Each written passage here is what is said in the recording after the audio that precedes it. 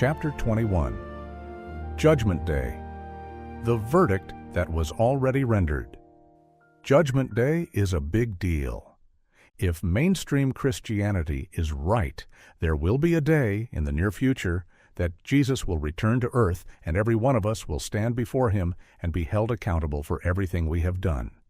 If they are correct, that judgment day is in the future, then we must say that we are 100% wrong about everything. Everyone cannot go to heaven like we are suggesting unless the day of judgment has already been accomplished. We already pointed out some wording that Paul used in Romans that sounds like he believed the judgment to be final. Check it out, Romans 5, verse 18. Therefore, as through one man's offense judgment came to all men, resulting in condemnation, even so through one man's righteous act the free gift came to all men, resulting in justification of life.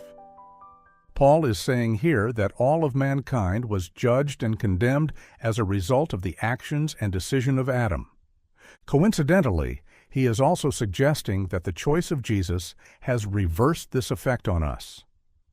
Look what Jesus said about Judgment Day in John 5, verses 19 to 29. Then Jesus answered and said to them, Most assuredly, I say to you, the Son can do nothing of himself, but what he sees the Father do. For whatever he does, the Son also does in like manner.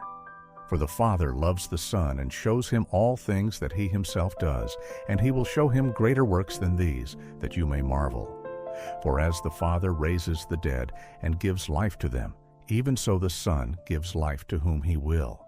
For the Father judges no one, but has committed all judgment to the Son, that all should honor the Son just as they honor the Father. He who does not honor the Son does not honor the Father who sent him. Most assuredly, I say to you, he who hears my word and believes in him who sent me has everlasting life, and shall not come into judgment, but has passed from death into life. Most assuredly, I say to you, the hour is coming, and now is, when the dead will hear the voice of the Son of God, and those who hear will live.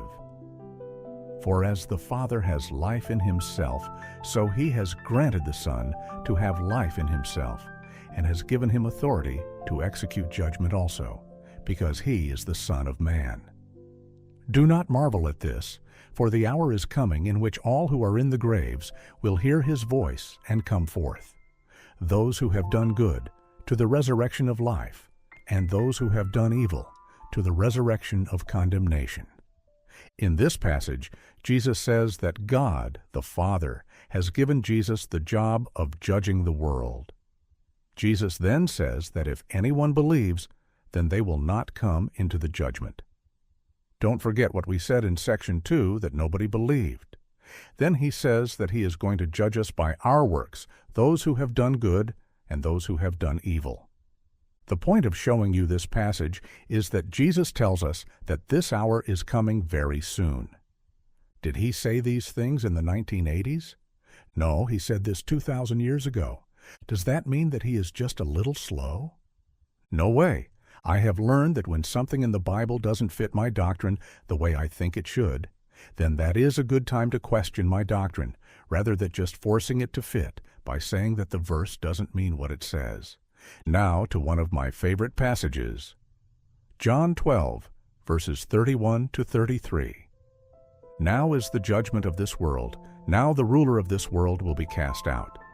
And I, if I am lifted up from the earth, will draw all peoples to myself. This he said, signifying by what death he would die. Here Jesus says that it is finally time for judgment. He also says that if he is lifted up, he will draw all to himself. What does this tell us?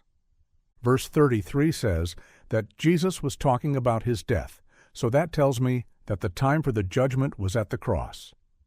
Whether you are with me on this or not, just think about this for a bit. The Bible says that when Jesus was on the cross, the sins of the entire world were placed on him. Jesus says in John 5 that at the time for judgment, he is going to judge us according to the law. Sin or evil will be punished, and good, no sin, will be rewarded. If Jesus took the sins of the world upon him at the cross, and then the judgment was determined at that moment, then Jesus would be punished for everyone's sins, while everyone else would be set free. So does the Bible say that Jesus paid our penalty for sin? Check out Hebrews 2, verse 9. But we see Jesus, who was made a little lower than the angels, for the suffering of death crowned with glory and honor, that he, by the grace of God, might taste death for everyone. It doesn't make any sense that Jesus would pay for the sins of the world before the world was judged. Everyone knows that a sentence is not given until the verdict is read. Judgment Day was at the cross, and Jesus paid our debt. This is earth-shattering.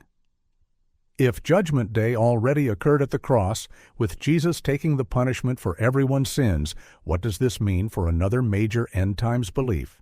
The rapture? In our next chapter, we'll examine this popular doctrine and discover whether millions of Christians will really disappear from the earth, or if we've misunderstood this teaching entirely.